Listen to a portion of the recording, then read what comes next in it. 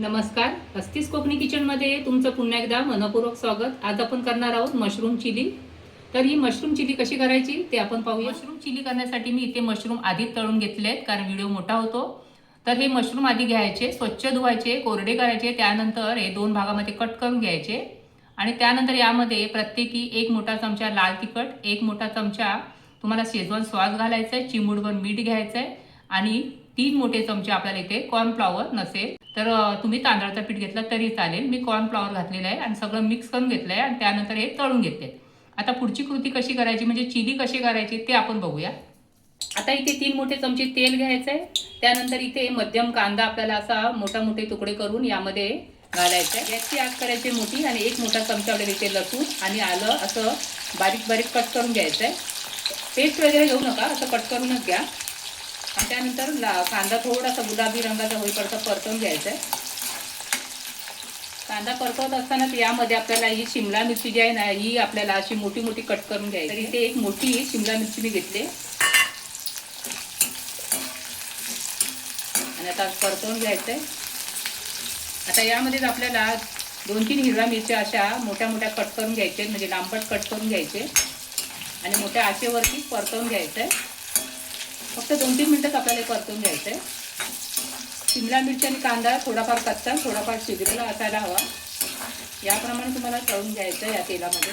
तर 2-3 मिनिटं इथे आता मी परतवून घेतले। आता यामध्ये आपल्याला पुढचे जे साहित्य तेच घालायचे, याची आग कमी करायचे आणि यामध्ये एक मोठा चमचा आपल्याला सोया सॉस घालायचा आहे, एक मोठा चमचा शेजवान सॉस, एक मोठा चमचा आपल्याला इथे टोमॅटो सॉस घालायचा आहे, लहान चमचा इथे व्हिनेगर घ्यायचा आहे किंवा लिंबू रस घेतला तरी चालेल। अगदी किंचितशी आपल्याला इथे काळी मिरी पूड घ्यायची आहे, परतवून घ्यायचं आहे।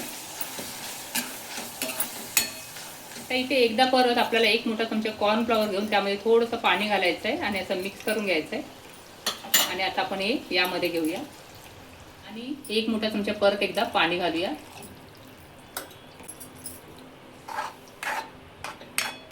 याच्या तिथे आता मोठी करायची, तर हे थोडं मला घट्ट वाटतंय म्हणून परत थोडंसं मी पाणी घालते। थोडंसं मध्यम स्वरूपात असलं पाहिजे इतपत तुम्हाला हे पाणी घालायचंय, अगदी घट्टही नको किंवा अगदी पातळही नको। आता याला एक उकळी येऊ द्या। तर इथे उकळी आलेली आहे। आता यामध्ये मी अगदी चिमूटभर मीठ घालते, कारण यामध्ये सोया सॉस वगैरे घातलेला आहे तर त्यालाही मीठ असतं, तर त्यानुसार तुम्ही चवीनुसार मीठ घाला। आणि व्हिनेगरमध्ये देखील मीठ असतं, तर मी आधी थोडंसंच घातलेलं आहे। आता इथे तुम्हाला चव घेऊन बघायची आणि त्यानुसार मीठ घ्या आणि हे एकदा परत तळून घ्यायचं आहे। तर मी इथे आधी चव घेऊन पाहिली तर मला मीठ थोडं कमी वाटलं म्हणून परत एकदा मीठ मी थोडंसं घातलं यामध्ये। आणि आता आपलं हे झालेलं आहे। आता यामध्ये कोथिंबीर घालायची। इथे तुम्हाला किती तिखट हवं आहे त्यानुसार तुम्ही इथे काळी मिरी पूड वाढवा। हवं असेल तर तुम्ही यामध्ये कांद्याची पात देखील थोडीशी घालू शकता, त्याने चव खूप छान येते।